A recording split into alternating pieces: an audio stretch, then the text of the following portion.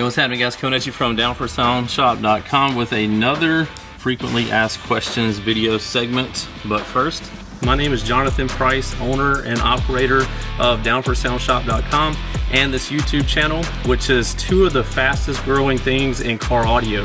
If you will, hit that subscribe button and enable notifications so you know every time we drop a video, and you'll get it sent to your inbox and you'll be able to check it out first. All right, so let's get into this. So in this video, what we do is we go through and answer a bunch of questions that we see in the comment sections on our last videos.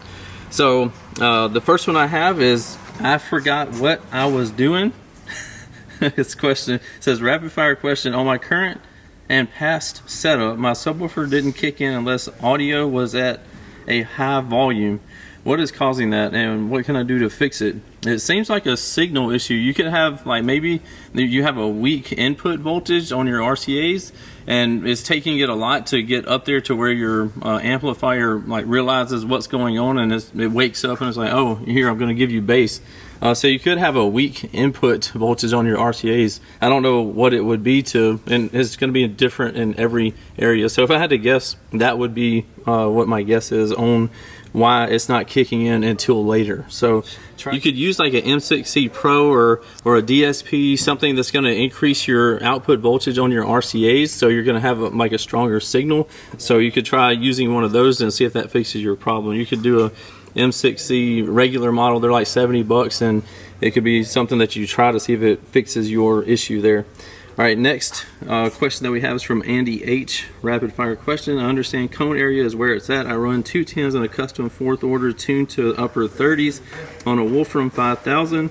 If I upgrade to 12s in the same application, same enclosure tuning, same power, will I get louder?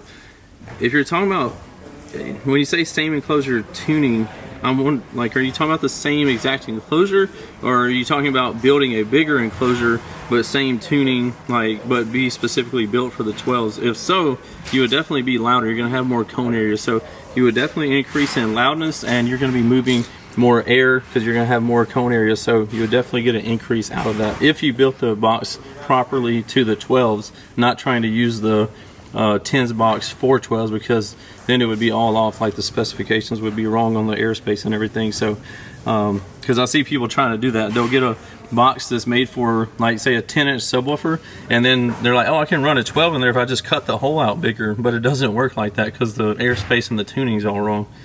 All right, next question. Eddie Young, rapid fire question: hey JP, I'm going to be running 2 DS18 GFX 8Ks on 4 Avatar STUs. Nice.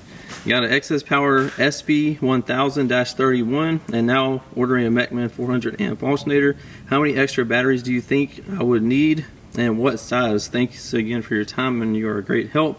Man, you would be golden using 2 of our new JP40 lithium batteries, especially with you already doing the Super Bank. Perfect setup there. I would do 2 of the JP40s, and you already have the Super Bank. You're gonna have a high output alternator. You're gonna be golden. So definitely get 2 JP40s for your system. Let me know how you like it. Leave us a review. I know you're gonna love them. All right, next one. Black Robro 49. Can you use the Titanate lithium battery to replace your factory battery under the hood, or is it only a secondary supplemental battery? So the regular, say, Power S5 Titanate battery, that's going to be one that you can only use as like a supplemental battery. But if you see like a Titanate that's a BCI series, like a Titanate, what's the model number? I think S5-3400 or -4800. That's going to be ones that's able to be used under the hood. So that's the difference in the two. So make sure you use the one in the proper application now that you know the answer to that. Next one, last question, static vapor rapid fire question: best way to deaden rattling sunroof inside the roof? A person, Basehead Life, responded to his comment, said slap wood over it. This is basically the best way to go about doing that. Doing a big build in a vehicle that has a sunroof is asking for trouble. It's going to leak like crazy. So if you're buying a vehicle to do a base build in it, just get one without a sunroof. You're going to, because most people that start with a sunroof, they end up welding them up or putting wood over it. Like, if you're going to put wood over it, why don't you weld it up anyway? You're not going to be able to see out of it anymore anyway. So just weld it up and like sand it down, paint it, whatever you want to do, but fill up that hole so you're not going to have that thing rattling. I've seen a bunch of people blow theirs out. I think JT at High Voltage Car Audio blew his out and glass went everywhere.